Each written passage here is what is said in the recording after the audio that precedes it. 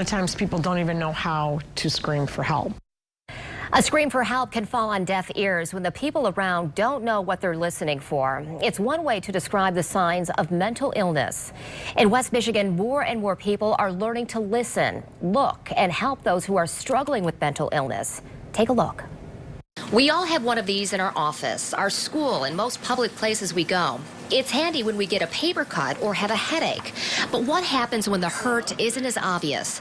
What happens when the hurt is on the inside? 1/3 of suicides in our county are by those 6 Life-changing. The response we get is life-altering, can't wait to go back and utilize the skills. These people are gathered in the basement of the Kent County Health Department on a Tuesday morning to learn mental health first aid, specifically for children and teens.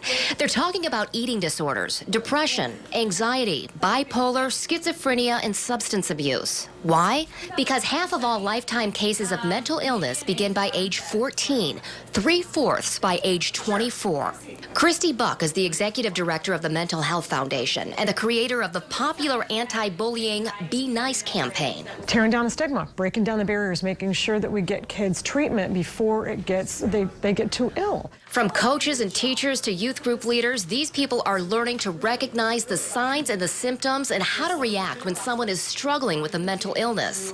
Eric is a teacher and a football coach at Granville High School. How we respond to the kids can have a direct impact on what happens next for that kid. We can make the situation more positive. We can lead them in the right direction. We know that mental illness left untreated has played a deadly role in some of the largest tragedies in the world. Newtown, Aurora, possibly most recently the Sydney siege and a shooting spree in Philadelphia.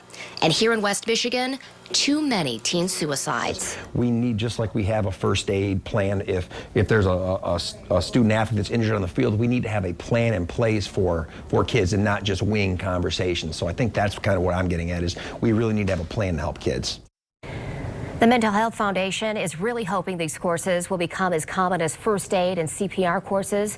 If you're interested in learning more about how you can get your school, your office, or your organization into a class, contact the Mental Health Foundation. We'll put up a link for you at woodtv.com.